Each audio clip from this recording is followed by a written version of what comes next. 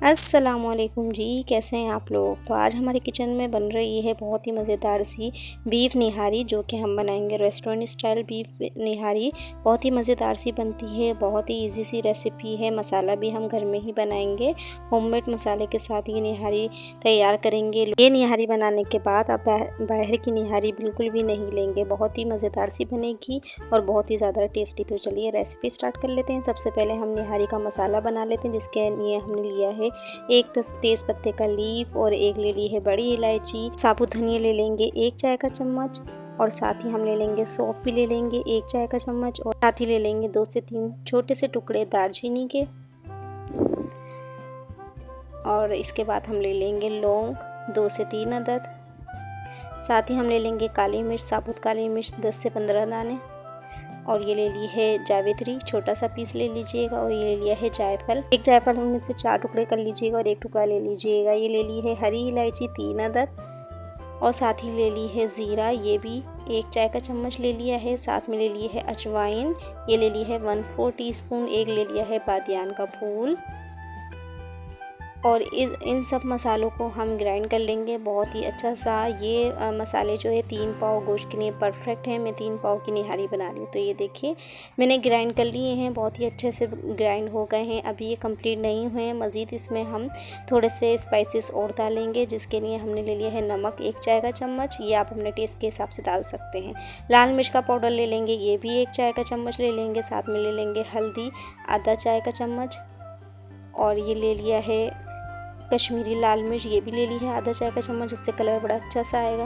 1 pinch के बराबर ले ली है टाटरी सिट्रिक एसिड, और ये ले लिए है 1/4 टीस्पून ले लिए हमने ये सौंठ, जो सूखी हुई अदरक होती है। ये ले लिया है चिकन पाउडर 1 चाय का चम्मच, जिससे निहारी का टेस्ट बहुत ही मज़ेदार सा हो जाएगा।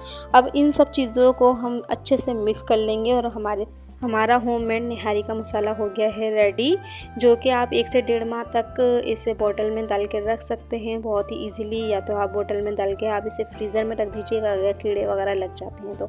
बहुत ही आसान सा मसाला है और बहुत ही ज़्यादा टेस्टी होममेड मसाला हमारा बनकर रेडी हो गया है। तो हम इसे रख देंगे साइड में, और हम देख लेते हैं गोश्त को। गोश्त मैंने ले लिया है 3 पाव के बराबर। हम रेस्टोरेंट स्टाइल निहारी बना रहे हैं, तो हमने गोश्त भी उसी तरीके का लिया है। 2 नलियाँ ली है मैंने, और 3 पाव के करीब गोश्त ले लिया है, मतलब 750 ग्राम, मतलब 1 किलो में 1 पाव कम।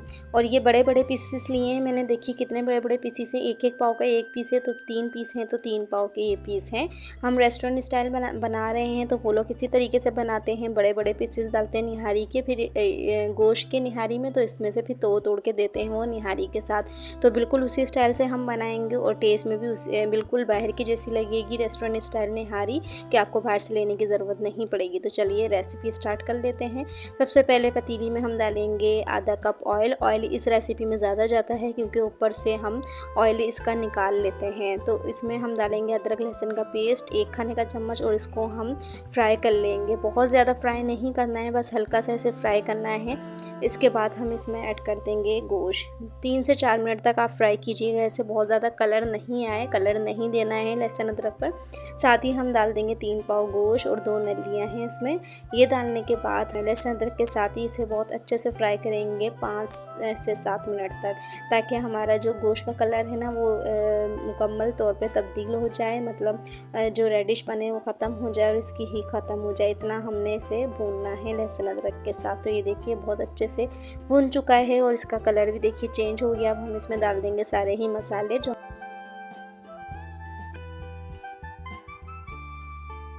बिल्कुल परफेक्ट मसाला है ये। और अगर आप नमक और लाल मिर्च ज़्यादा खाते हैं, तो वो इस स्टेज पे आप डाल सकते हैं।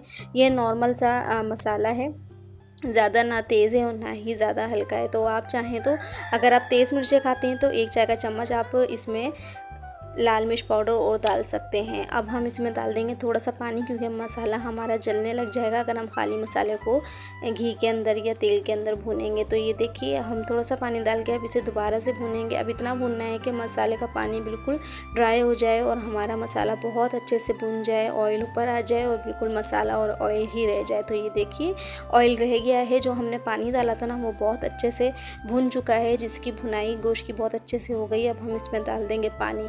पानी आपने इतना डालना है कि हमारा मीट जो है वो बहुत अच्छे से गल जाए। अब आपको 2 घंटे लगे या 1.5 घंटा लगे, जितना भी टाइम लगे इतना पानी डाल दीजिए चेक करके। और इसको बहुत अच्छे से आपने गलाना है इसके गोश्त को। जितनी ज़्यादा निहारी पकती है उतनी ही ज़्यादा मज़े की लगती है। तो ये देखिए बहुत अच्छे से मिक्सिंग कर लीजिए। और कलर देखिए इसका कितना शानदार आया है, हालांकि ये होममेड मसाला बन के रेडी हुआ है।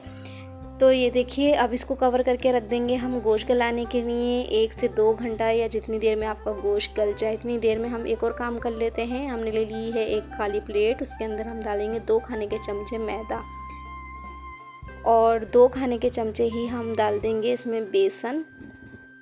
आप मैदे की जगह नॉर्मल आटा भी ले सकते हैं, जिससे रोटी बनाते हैं आप घर में, गंदम का आटा भी ले सकते हैं, लेकिन मैं लूँगी मैदा और बेसन। इन दोनों चीज़ों को हम बहुत अच्छे से भून लेंगे लो फ्लेम पे। तो ये देखिए एक पैन रख लिया है मैंने चूल्हे पे, इसके साथ हम इसमें डाल देंगे ये मैदा और बेसन है, और इसको हम बहुत ही लो फ्लेम पे भूनेंगे। इतना भूनना है कि इसमें से बहुत अच्छी सी खुशबू आने लग जाए।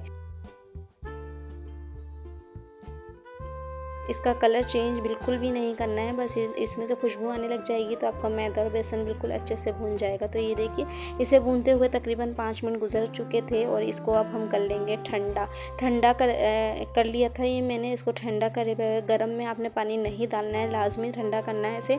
अब हम लेंगे एक बाउल, और इसके अंदर हम डाल देंगे अपना मैदा और बेसन जो हमने भून के रखा है, और उसके अंदर हम डाल देंगे पानी, आधा कप के बराबर डाल देंगे पानी, और इसको बहुत अच्छे से मिक्सिंग कर लेंगे।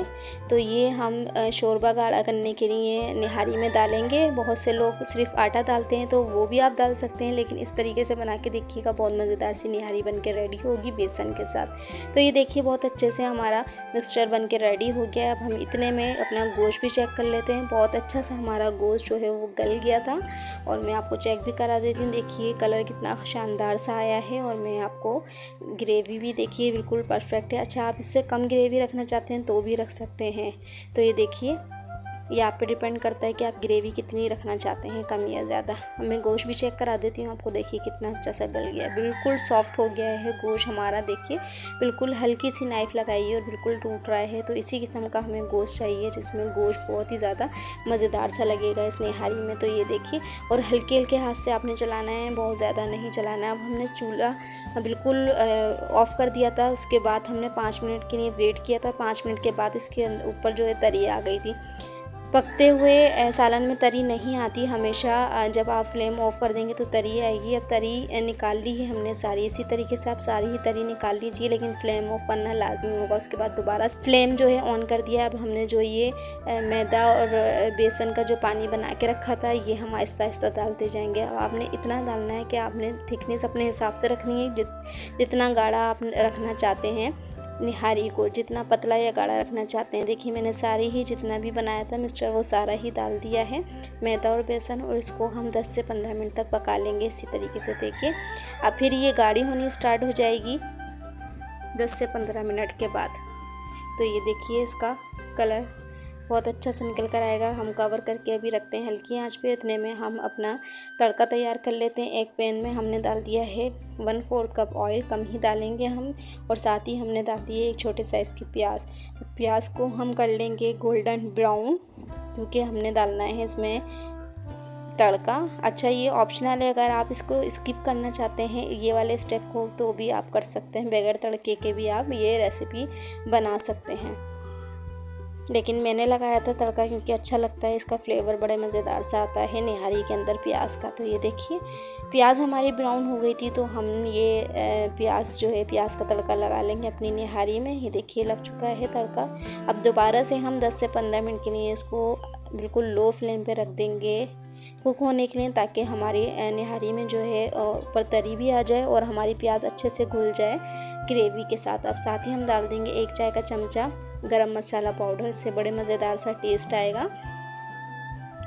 और इसको मिक्स करेंगे, और हमारी निहारी बिल्कुल बनकर रेडी होने वाली है। बस 5 से 10 मिनट तक आप बिल्कुल लो फ्लेम पे इसको रख दीजिए दम पर, और हमारी निहारी जो है वो बीफ निहारी जो है वो बनके तैयार है, बिल्कुल रेस्टोरेंट स्टाइल होममेड मसाले के साथ। माशाल्लाह से इसका लुक देखिए कितना खूबसूरत आया। अब हम इसे कर लेंगे डिश आउट। ठंडा होने के बाद रोगन आएगा, इसके ऊपर तरी आएगी। मैंने आपको दिखाने के लिए फ़ौरन ही निकाल लिया था। तो ये देखिए माशाल्लाह माशाल्लाह से कितना खूबसूरत सा लुक आया है, बिल्कुल परफेक्ट बन के रेडी हुई है। ये हम तरी डाल लेंगे जो हमने निकाल के रखी थी। बहुत ही खूबसूरत सा इसका कलर आया है, टेस्ट में भी बहुत ज़्यादा मज़े की थी। बस नमक और मिर्ची आप अपने हिसाब से एडजस्ट कर लीजिएगा। ऊपर से हम थोड़ी सी गार्निश कर लेंगे अदरक से, हरी मिर्चों से और हरे धनिए से। और माशाल्लाह माशाल्लाह देखिए इसका लुक कितना खूबसूरत आया है, टेस्ट में भी बहुत ज़्यादा मज़े की थी। फ्रेंड्स, अगर आप मेरे चैनल पे न्यू हैं और मेरी वीडियो फर्स्ट टाइम देख रहे हैं तो मेरे चैनल को सब्सक्राइब और वीडियो को लाइक भी ज़रूर करके जाइएगा। बेल आइकन को भी प्रेस कर दिया करें ताकि मेरे हर आने वाली न्यू वीडियो आप तक पहुंच सके। Thank you for watching my video के जी। अल्लाह हाफिज़। फिर मिलेंगे मज़ेदार सी न्यू सी रेसिपी के साथ।